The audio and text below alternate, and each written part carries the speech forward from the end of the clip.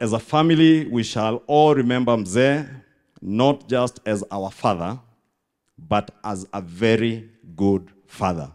And when I say as our father, I am very deliberate, not my father, but our father.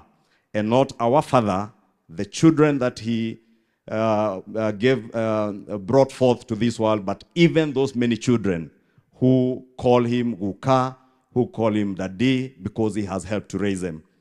And he's the best father that we could ever have. A loving husband and father, a kind-hearted, hardworking, and generous man.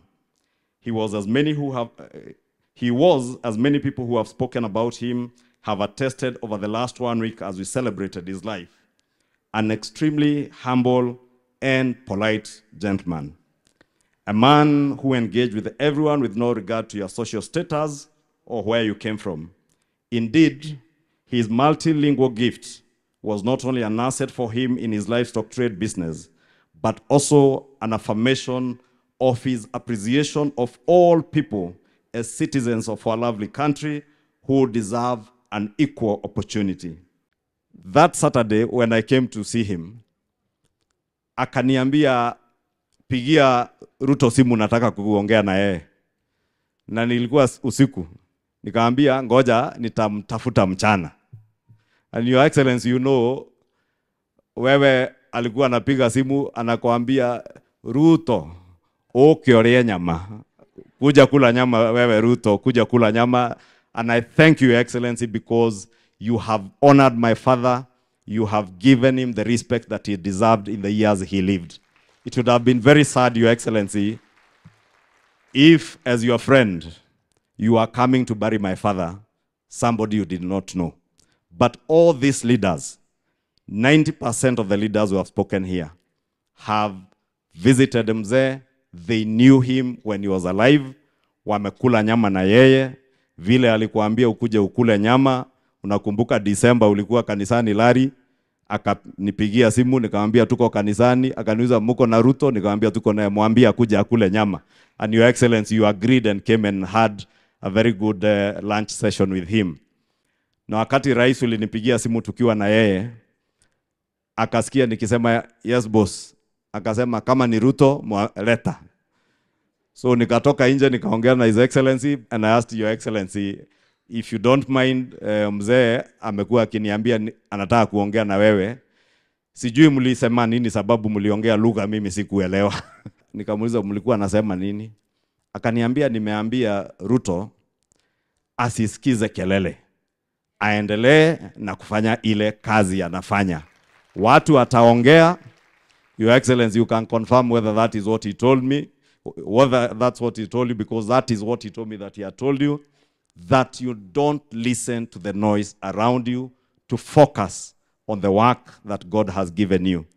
And many times, he told me that, ukisikiza mambo ambayo yanasemwa yako, hakuna jambo hata moja utaweza kufanya kwa maisha yako. Focus na kazi yako.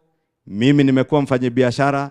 Kama ningesikiza watu wengi waliniambia huwezi fanya hii biashara, haiwezi faulu, singefaulu. Hata kwa kazi yenu ya siasa. And he was never a politician. Aliniambia focus on what you are doing if you are certain you are doing it in the best interest of the people. Mzee Isaac Ngugi Ichung'wa is speaking to us as one of the fathers of the land, the elders of Kenya. He's talking to us that we must be honest and open. We must work hard. We must struggle to feed our families. And we must not be ashamed of our past. The fathers of the land are teaching us to be honest and open and to live upright lives. I was listening to the padre, to the bishop as he spoke. And Your Excellency, let me try and paraphrase it. Niaugire aterere.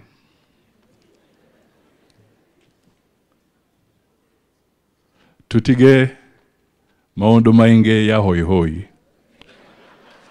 tutigane nayo, tutige kumaka, tutige maheni,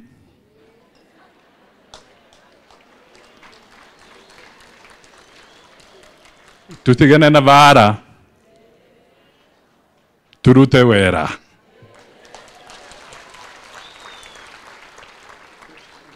That was my understanding of the message from the bishop as he spoke. So, if he said that, then we as Kenya, we should ask ourselves, to what extent are we following those basic principles? How many of us can look in the mirror and say, truly, I'm following those virtues? Our big lesson is to be patriotic, to embrace everybody. See everybody as a brother, see everybody as a sister. Don't be quick to see specks in other people's eyes when you have logs in your own, as the Bible tells us. And we will, together as one, work for the good of this country. To our young people, and Ichung'wa deceptively looks young, so he looks in that category. The future of this country is for all of us. And I want to encourage our young people. Age is a transient structure in the life of a human being. Hata ukiona huyu mzee, at one time, alikuwa hiyo group ya Gen Z of those days. Ukiona huyu mama alikuwa msupu, kama wale masupu tunaona hapa na pale.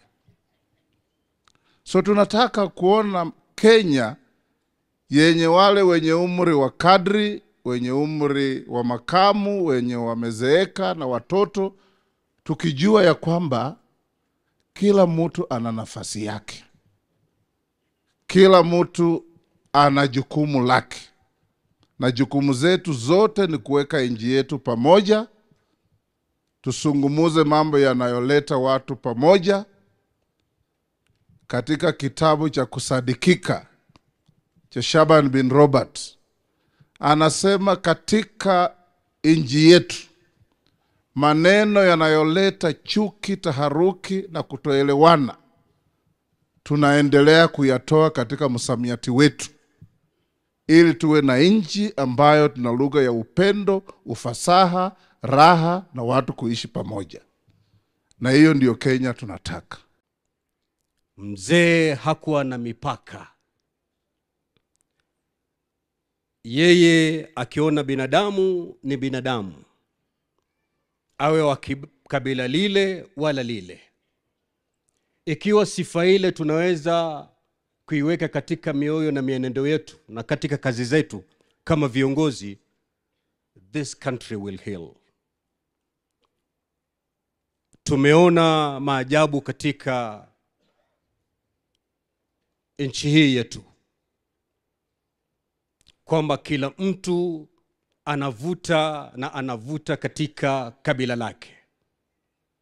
You can imagine if I stand here as a son of the Giriama community, if Kimani Ichung'wa stands there as a son of the Kikuyu community, pulling differently, if my majority leader stands here and fights only for the Kalenjins, what a country we're going to have as Kenyans.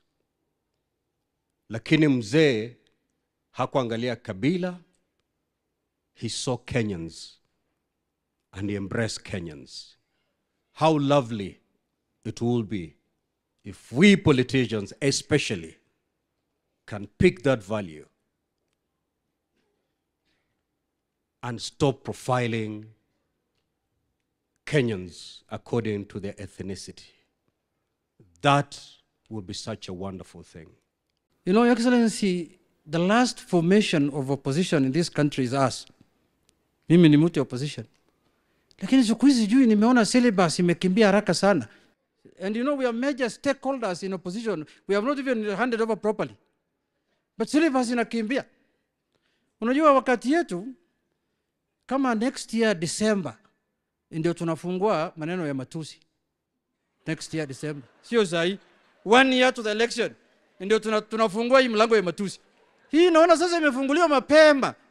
Mimi naona hii syllabus paka watu wakae chini waangalie tena. Kwa sababu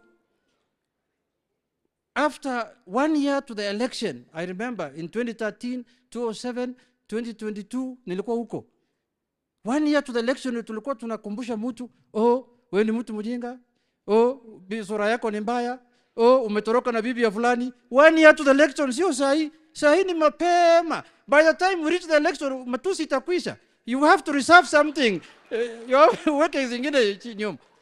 UDA as a party, if it was to have a home address of where the decision to depart from our former party and move to UDA was made, it was in this particular home where we are today. At that time, His Excellency the President, the eternal optimist that he is, still believed that it was possible to mend ways and find comfort where we belonged. But 90% of the team that he led at that time believed that our days were over. And that decision was taken in this home. And after that, as you all know, we moved from here and God granted us success. So I can confidently say that this is a blessed home. The things that we planned here, Mungu alitusaidia na tukafaulu.